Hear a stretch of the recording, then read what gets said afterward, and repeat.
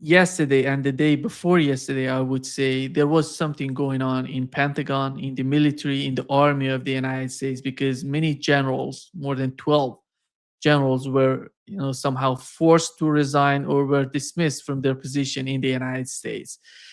And there is huge, I would say, disagreement within the command system in the United States. On the other hand, yesterday we had, after all, the totally obliterated air defense system of Iran responding to, you know, to American fighter jets and to helicopters, Black Hawk helicopters, who came in the aftermath of what has happened with the hitting of the fighter jets. What is your understanding? Because many people are, even we had an article in CNN arguing that 50% of Iran arsenal was, depleted during this war. What is your take? What do you make of what's going on right now? Well, I think those generals actually were quite fortunate that they were removed right after the events in Iran, where the jets were downed and the helicopters badly damaged. Uh, I think that it's quite clear that the generals believe that what Trump and Netanyahu are pushing for and what the Zionists are pushing for is a terrible idea. And Trump is so obsessed, or he's being forced to because he's compromised, that he has to carry on. And I think that's exactly what the Iranians want. The Iranians want the United States to attack because the Iranians have been prepared for this war. As I said on many occasions, for years, that Iran has been planning for a US attack on the country for well over 2 decades. And it's not just the missile systems and the drones. And remember, we have to keep in mind that it's well over a month now. There's no shortage of missiles, there's no shortage of drones, and there won't be any shortage in the months ahead either.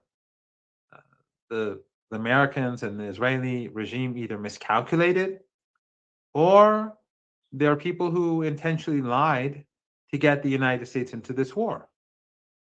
But the Iranians have been preparing themselves for a very long time. So when they prepared their missiles and drones and anti-aircraft systems, I think we discussed this at least once before. I retweeted a tweet of my own a while ago that I put out, I think, 10 days ago, yesterday, that showing Iranian air defenses deep underground in uh, underground tunnels, just like the drones and the missiles. So Iran's air defenses are protected. They didn't leave them out in the open for the Americans and the Israelis to target them at the beginning. And as we all know, the Iranians, during the last 8, 9 months, they put out huge numbers of decoys for air defense, for launchers, for all sorts of things, for drones, for planes. So the Americans and the Israelis have destroyed a large number of decoys, spending billions of dollars, I suppose, destroying those decoys, whereas the real things were underground. Iran's Navy has the same status. The Americans bombed a few naval ships that are not useful for war. Uh, those were in port when they were bombed, and they'll be repaired later on. Of course, they destroyed one which was unarmed, and it was in an international program uh, in on its between India and Sri Lanka. But that aside, the Americans have not touched the Iranian Navy. The Navy, these speedboats, are in huge underground bases, and they will be deployed when the time comes. So when Iran has all those underground bases, and we've seen footage of the underground bases for the Navy, we've seen footage for the air defenses, we've seen footage for the drones and the missiles. So Iran has obviously also prepared itself for a land attack, for an attack on its territory in the Persian Gulf. They've been preparing for decades. So when the Americans try to take an island or they try to take territory, they will be badly hammered. They can take territory perhaps for a while, but ultimately they'll have to leave. And that will have no impact on the status of the Strait of Hormuz, as we discussed before. The Strait of Hormuz is not controlled by people standing alongside the shore. This is not the 20th century. This is not the 19th century. Iran's bases are hundreds of kilometers inside Iranian territory. The same way which Iran strikes the Israeli regime on a daily basis, the same way in which it strikes US assets in the Persian Gulf, that'll be the same way in which it strikes US troops and in which it will strike ships and tankers in the Persian Gulf or the Strait of Hormuz or in the Gulf of Oman or in the Indian Ocean. So the Iranians are prepared for this. The longer the war lasts, the better it is for Iran. Not that we like war. We didn't want this war. We didn't start this war. We didn't start the previous war 9 months ago, 10 months ago now. We didn't start the war which the Americans imposed on us in 1980 by encouraging Saddam Hussein to invade us, where the West gave him chemical weapons. We didn't start a single war. But now that we're in this war, we have to make sure that the Americans never attack us again. And the only way to do that is to punish them in a way in which they regret attacking Iran, in which a future president, after this psychopath, when he comes to office, everyone will say, forget Iran. So Iran's security has to be assured. And that can only be done when the facts on the ground change. So Iran has destroyed US bases in the Persian Gulf. It will not allow them to be used ever again against the country. Those regimes in the Persian Gulf, from now on, they're going to have to behave differently. That is changing the facts on the ground. And one means for doing that is controlling the Strait of Hormuz. So these regimes, from now on, know how they have to behave differently. Even the Saudis, who are perhaps exporting, who knows the real amount, because a lot of this is propaganda, but they're exporting maybe 3-4 million barrels a day to the Red Sea, maybe less, who knows, maybe a bit more. I'm not sure, because a lot of different things are being said, and some of this is just being said to bring down the price. But the Saudis and the others still rely heavily on the Persian Gulf, and they will always rely heavily on the Persian Gulf. And they'll always be forced, therefore, in future to make sure that they do not carry out any act of aggression against Iran, nor are used as a platform to carry out acts of aggression. So the Strait of Hormuz for Iran is not just about uh, seeking or demanding reparations from these regimes for killing all these Iranians, because they're the Qatar, the Saudis, the Emirates, Kuwait, and Bahrain are all complicit in war crimes. They're all complicit in massive death and destruction. Right now, they're bombing Tehran. I don't know if you can hear, but but in any case, so it's not just about that. It's also about the fact that the United States has been using the Strait of Hormuz to build those bases. So Iran is going to ensure that in future the Persian Gulf is a Gulf of peace where Iranians can feel safe. That is changing the facts on the ground. And also, of course, Iran's allies across the region will have to be able to feel safe and secure as well. This is what has to happen. And the United States has not yet reached that stage, but it will. It will. The crisis that the Zionists and the United States and Trump have imposed on the world, this is going to end badly for the Israeli regime. Indians who are now facing severe economic difficulties, which will get worse by the day, they will recognize that the Israeli regime brought this upon them, that the Zionists brought this upon them, that Trump brought this upon them. Across Latin America, in Argentina, they will, when the hardship strikes, they'll know who started this war. They'll know that it was the Americans, the Zionist regime, the Zionist lobby, and these Arab proxies that are obedient to the United States that brought this upon them. This is not going to end well for the Israeli regime. True, we're going to be hurt. We're going to be badly hurt. Iranians recognize that. Those who are on the streets at night recognize that. Last night in Tajrish, they fired missiles very close to where people had gathered. And foreign journalists were there, and they were shocked to see that people would not budge. Apparently, they were not at previous gatherings to see that this was not the first. This was not the first time that people had been murdered by the missiles before, and people did not budge. So, people on the streets who are steadfast, people across the country who are supporting the armed forces, they recognize that every day we're being hit, we're giving martyrs, our infrastructure is being hit. But the only way to bring an end to this aggression is to make sure that the price is so high for the Americans and the Zionist regime that it never happens again.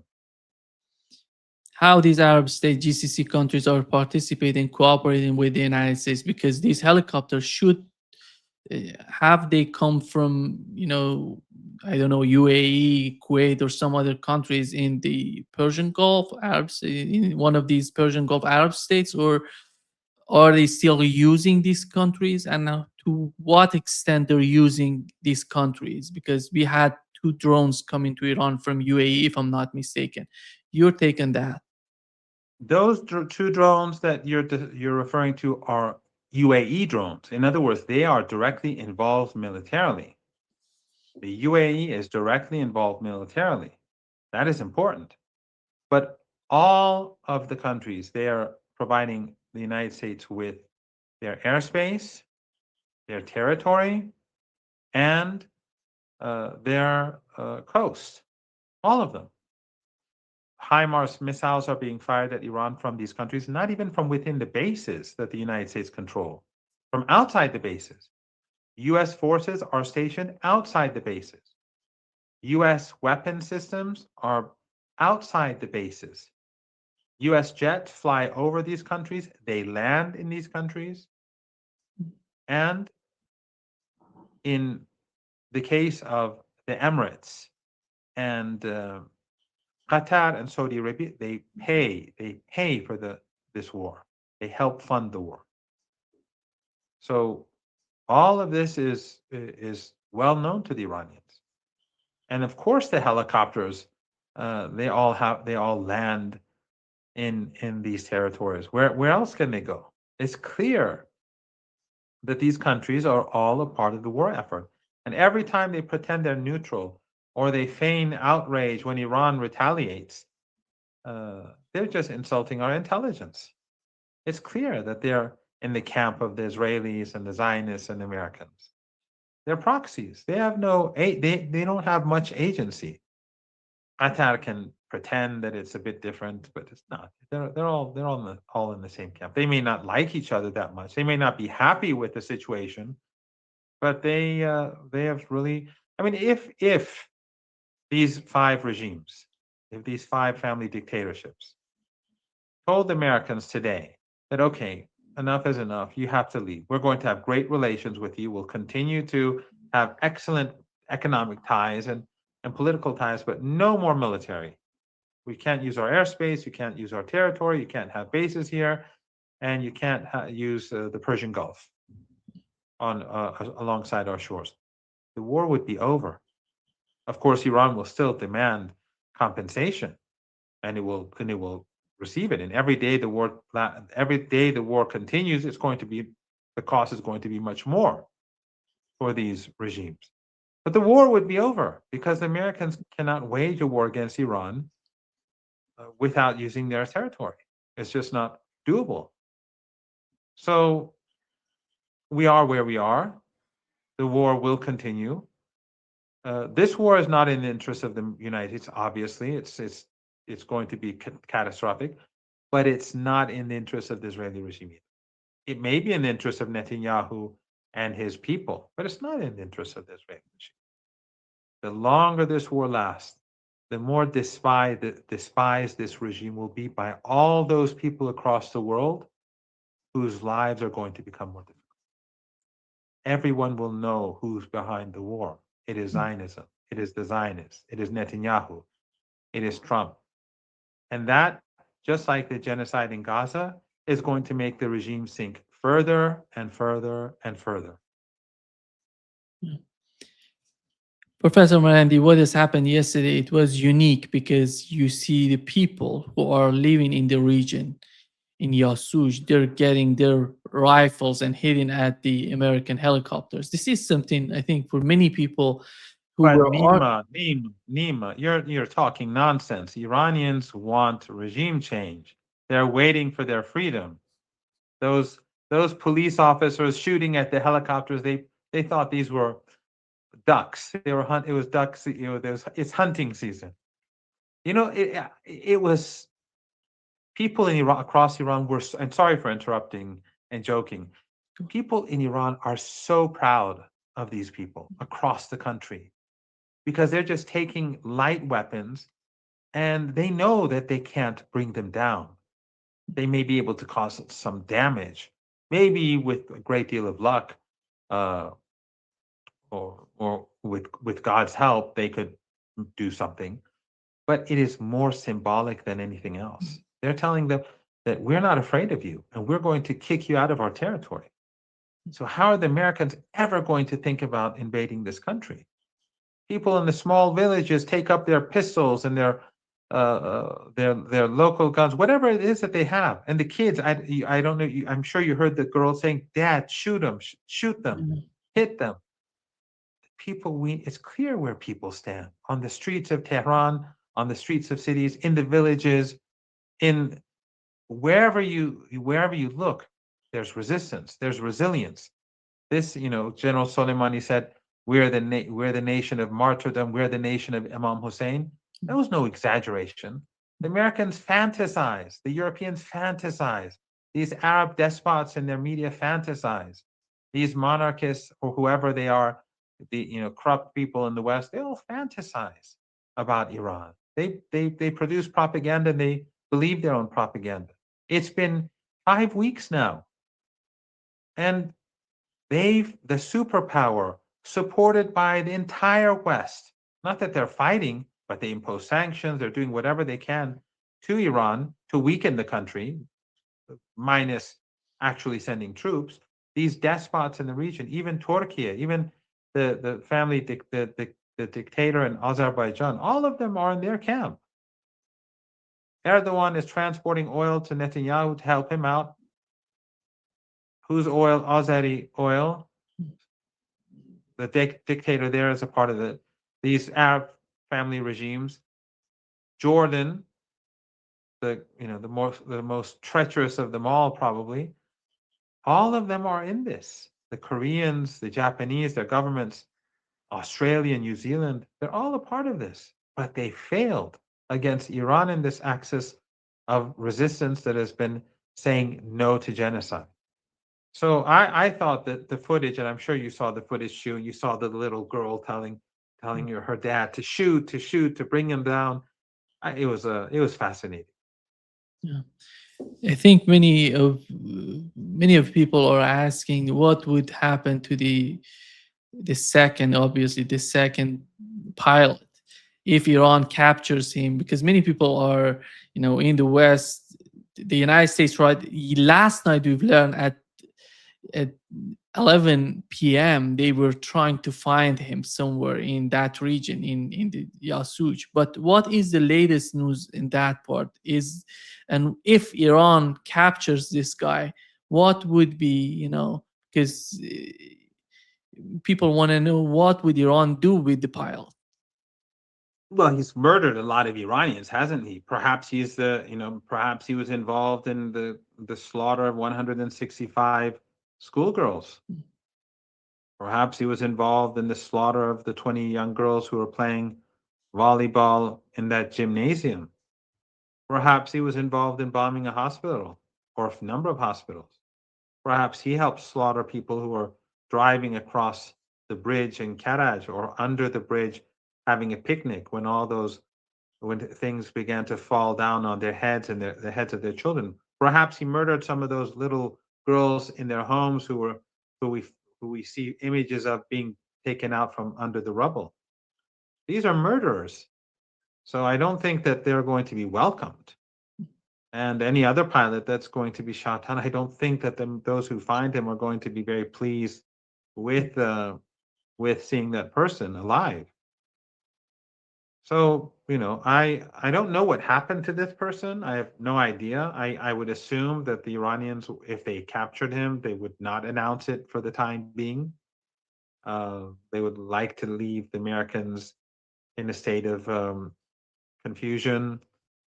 Maybe they could gather more information about U.S. capabilities uh, and the routes that they would use inside Iran and that sort of thing. But maybe they haven't found him. Maybe he's dead. It's unclear. But what is important is that it's becoming evident what we've been discussing for a very long time, that Iran's capabilities were hidden away for when the time is right. And I would imagine that when the United States carries out their assault, and I think those generals were probably saying that don't do that. We're probably saying, let's not do this. The Iranians are prepared for that assault. And I think they gave the Americans a taste of it, and they proved that the generals were right. And if Trump and carries out this assault, then I think there a heavy price will be paid. Nima, I said this elsewhere. I tweeted it too. The Americans could have had a completely different relationship with Iran. It didn't have to be this way. They didn't have to fight a war, and they're going to lose this war. They're going this uh, Epstein coalition is going to lose. These pilots for Epstein, they will not succeed. They can kill kids. These American pilots and these Zionist monsters who've been killing kids all for there since childhood, but or have been planning to do so since childhood. But they're going to lose this war. There's no doubt about it. We will defeat them, and the axis of resistance will defeat them. We are the Iranians are determined, but it didn't have to be this way. It's because of the Zionists, just the same Zionists that are bringing down the world economy. They pushed the Americans in this direction. About there was a book that I think of, Going to Tehran, and I advise all your viewers to read this book. It was written by two people who worked in the White House, Clint Leverett and Hillary Leverett, a Catholic and a Jew. They were in the White House during Bush. They were in the National Security Council. Clint was in charge of the Middle East, and Hillary in charge of the Persian Gulf. That's how they met, and that's how they got married. And so Flint resigned over Iraq, the invasion of Iraq. So he's a principled person, and so is his wife, Hillary. Both very principled people, very scholarly, top notch uh, academics with enormous government experience. They wrote a book about Iran, which is, I think, a very good book. I don't agree with everything in it, obviously, but among the books on Iran that I've read, this is the best book around. And the idea in going to Tehran was that the United States should go to Tehran and solve their problems and deal with Iran in a realistic manner. It is not that demonic state or regime that they tell their own people and they believe themselves, that the nonsense that comes from CNN and the Guardian and the BBC and the New York Times and the Washington Post and Fox News and so on. It's not that. Iran is something different. All that media is Epstein class controlled media, oligarchs, the media of the oligarchy, the plutocracy. Uh, they wrote that book, and they were hammered, by the way, for it. They were marginalized. They were attacked day and night just for saying that let's choose a reasonable path. So they wrote this book, and I think people should read it. And if U.S. analysts, if U.S. experts, those who were influential in the United States had read the book, instead of demonizing these people from both sides, by the way, the Republicans and the Democrats, all of them are the same when it comes to empire, just like the Guardian and Breitbart. When it comes to the empire, they're not that different. But if they had listened to these people, we wouldn't have this war. We would probably have diplomatic relations by now. But that is it. That is how it is. When the state is captured by Zionists and neocons, which are more or less one and the same, then you're going to have forever wars, and ultimately that empire is going to collapse.